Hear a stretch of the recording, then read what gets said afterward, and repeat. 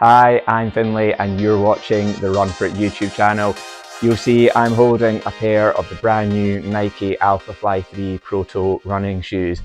Nike very kindly sent us a pair ahead of the launch on the 4th of January so we could test them out and let you know how they perform. As these are designed to be the ultimate long distance racing shoes, I took them straight out on a hard half marathon, but we'll come back to that in a bit. For now, let's talk through the changes and updates. These are Nike's most tested racing shoes to date. In fact, over 300 runners were involved in the process, with everyone from elites to 4 to 5 hour marathon runners.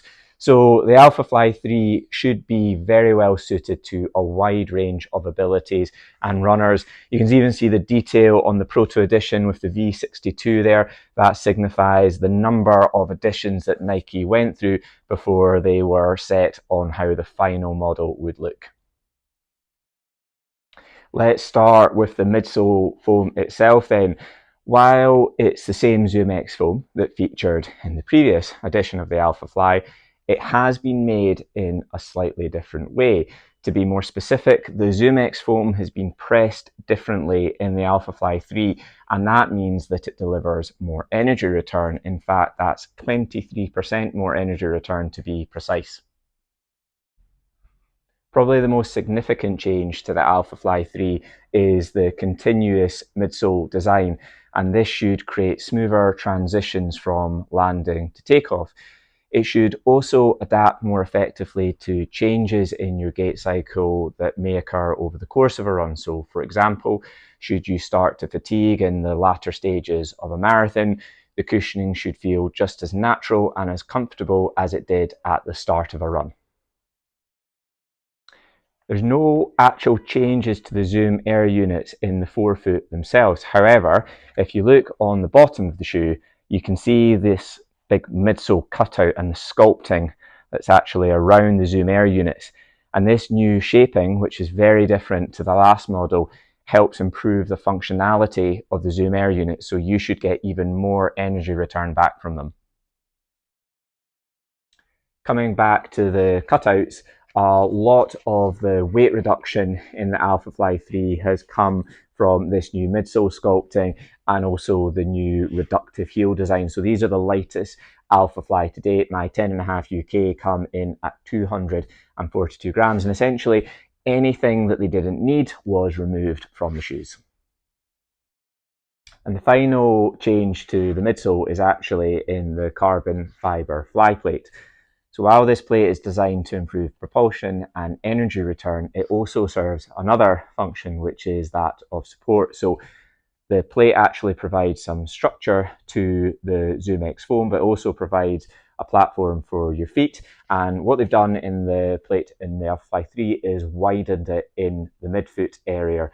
Now, should note that there's no changes to the actual base net, so that means there's no changes to the width of the actual foam itself. It is just that wider plate in the midfoot, which should provide a little bit more stability and support. With regards to the outsole, there's a brand new rubber compound, which is just as durable as what was previously used, but is now a lot lighter.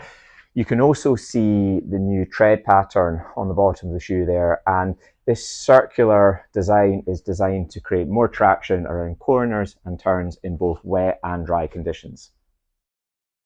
There's changes to the upper of the Alphafly 3.2. It features brand new AtomKnit 3.0, which is a version of Flyknit, and it is all about being as lightweight and as minimal as possible. And even though it's almost see-through in the top of the shoe, it's exceptionally strong. The soft yarns can also stretch and accommodate foot swelling over the course of the run too. A particularly important note to point out in the upper is these containment yarns in the midfoot area that lock into the eye stays and provide a lot of security and support around that section of the shoe. Like the last version, there's these lofted heel pods on the inside of the heel counter, which provides nice security and support for the ankle area. You probably know this, but for the avoidance of doubt, the upper is fully gusseted. The tongue has some stretch, so when you're putting them on, use the pull tab on the back and open the shoe up by just simply stretching the tongue out like that, and your foot just slips in. On to the test run then. The following Strava image shows the half marathon that I did in the Alphafly 3. You can see this was done on a loop. It was just over 2.5k per loop, and I did it on that because there's no traffic and it was also quite windy conditions. The loop includes a slight uphill section and a downhill section. There's quite a few turns on it, and the underfoot conditions were a little bit damp in places. There were also some wet leaves around the course too. The official time for the half marathon was 1 hour, 13 minutes and 17 seconds. I did run just slightly over that so I could make sure the 21.1k was clocked on the watch. Now, I was obviously running pretty hard here, and as soon as I started running faster, the midsole just came alive, and the most obvious sensation was just the responsiveness and propulsiveness that was coming from the midsole, and that definitely feels like the most significant change to the last edition, just how much energy return you're getting back from the midsole. And for me, it felt like a lot of that was coming from the Zoom Air units in the forefoot. So this new midsole sculpting and the way they've shaped that has really paid off in delivering a much better underfoot performance. Building on that last point, the new midsole shaping makes the transitions from landing to takeoff incredibly smooth. You can see from this slow-mo during my warm-up for the half that I'm a pretty prominent heel striker, and for me this new midsole geometry feels a lot more natural and a lot more fluid than the previous Alphafly editions did. I would expect that even if you're a midfoot to forefoot striker, that the new midsole geometry will have the same effect. And also, interestingly, on a side note, the midsole is a lot quieter than the previous versions. For anyone who's running the Alphafly before, you'll know that they made quite a distinctive noise under your feet. So that's just an interesting point to pick up on that may be affected by this new midsole tooling.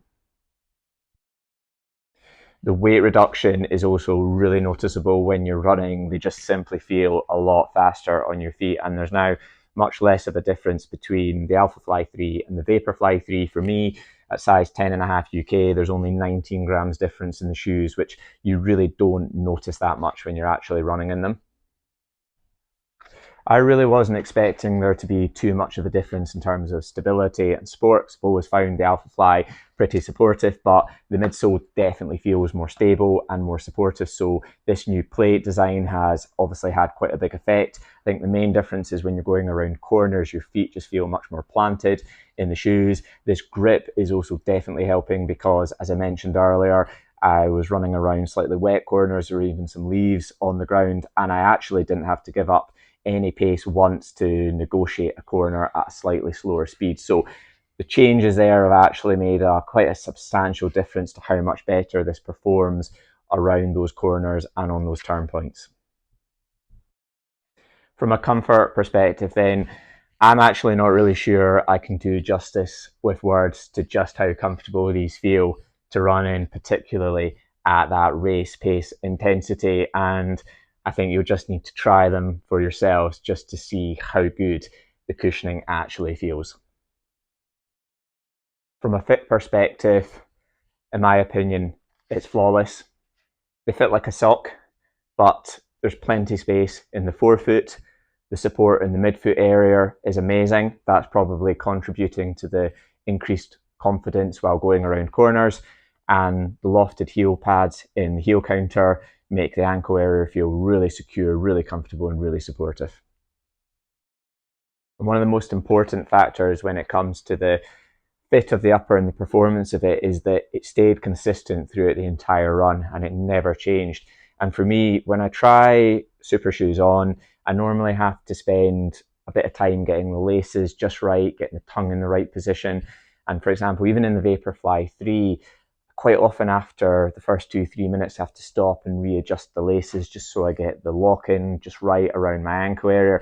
And I didn't have to do any of that with the Alphafly 3. They just fitted like socks straight from off. And I think the fact that I did a 3k warm-up, a hard half marathon run, and then a 3k cool down as my first run in them and didn't have any signs of friction or rubbing whatsoever on my feet is pretty ridiculous and is a testament to just how good the design is. So how can they improve your run? And what are the main benefits of the Alphafly 3 running shoes? Well, for me, there's two. And the first one is that they can help make your long distance race pace so much more sustainable. And yes, we will all respond slightly differently to super shoes, but for me, the structure and the way this midsole is designed is just so perfectly suited to making that half marathon and marathon pace feel easier. And building on that, the midsole is also incredibly comfortable. So you're getting the best of both worlds. You're getting that comfort and that propulsion, which are the two most key and important factors for running well in long distance events. The second significant benefit is how much the midsole reduces the stress on your muscles and on your legs, and how fresh they then help keep your legs for the end of your runs and for your races. I think it's worth noting that I ran a hard 73-minute half marathon and I had virtually no muscle soreness at the end of the run, and I had no DOMs the next day from that effort. So that shows you just how much that midsole is helping and what it's doing. And yes, granted, a marathon is a completely different beast, but I think that demonstrates the potential of this and how much they can help you in the latter stages of a hard effort. In terms of what paces they feel best at, I ran in them at a range of efforts and paces, and yes, they feel best when you pick up the pace and you're running faster, but what you've got to remember is that pace is all relative. So the key is that the midsole feels comfortable, stable, supportive and propulsive over a wide range of paces, and it's all about what's fast for you. And this is where Nike's testing has clearly paid off. I've run in a lot of super shoes that do just feel a bit awkward when you start to slow down in them or run at lower intensity efforts in them, but these don't. And as a result, the Alphafly 3 are probably one of the best options for runners who are trying to finish a marathon anywhere from 2 hours all the way up to 5 hours. And the key is that as long as you're running from start to finish, these will help make that distance feel easier. And my only note of caution with the Alphafly 3 are how many training miles that you actually want to run in them, because if you look at the bottom of the shoe, you can see there's not a lot of outsole rubber protecting the ZoomX foam here, and it looks like that may wear down quite quickly. You don't need to worry about the creases in the midsole. This happens to all ZoomX foams. They're actually called beauty marks, and they happen because of the high compressibility of the material. They don't affect performance, but the more miles that you run in the Alphafly 3, the more you're going to diminish the benefits you get from the shoes themselves. And I think we've got to just remember that these are for running personal bests in races and not in training sessions. So keeping them fresh for those key races is probably the best way to use these. How do the Alphafly 3 compare to the Vaporfly 3 then? Well, the continuous midsole cushioning makes them much more comparable to the Vaporfly 3, but the biggest differences are that the Alphafly 3 feel a lot more propulsive and energetic under your feet than these do, and at the same time they also feel more protective and I'd say more comfortable. So that probably makes them the best option for longer distance racing such as half marathons and then marathons. However, the Vaporfly 3 are lighter, and I find they do respond to kind of injections of pace slightly better than the Alphafly 3 do. So for me, I would use the Vaporfly 3 for shorter distance races such as 5Ks and 10Ks. I'd also opt for these for some of my key training sessions in the build up to races, and then keep the Alphafly 3 fresh for those half marathons and marathons. In my eyes, Nike has absolutely nailed the design of the Alphafly 3 running shoes. For me, these are easily the most comfortable and fastest running shoes I've ever experienced for hard running, and I actually can't wait to test them out properly in the full marathon distance. If you're racing a half marathon or marathon this year and want to run a personal best or get as close as possible to your fastest time, then I really think you need to be looking to get yourself a pair of Alphafly 3. And that brings me to the end of this Nike Alphafly 3 running shoes review. Please remember a limited size run of the Proto edition will be available on runforit.com on the 4th of January. You can also head over to the Run For It journal if you'd like to read more about this review. So with that, thank you very much for watching this episode. We hope you enjoyed it. If you did, please make sure and hit that like button and subscribe to the channel for more content like this. See you next time.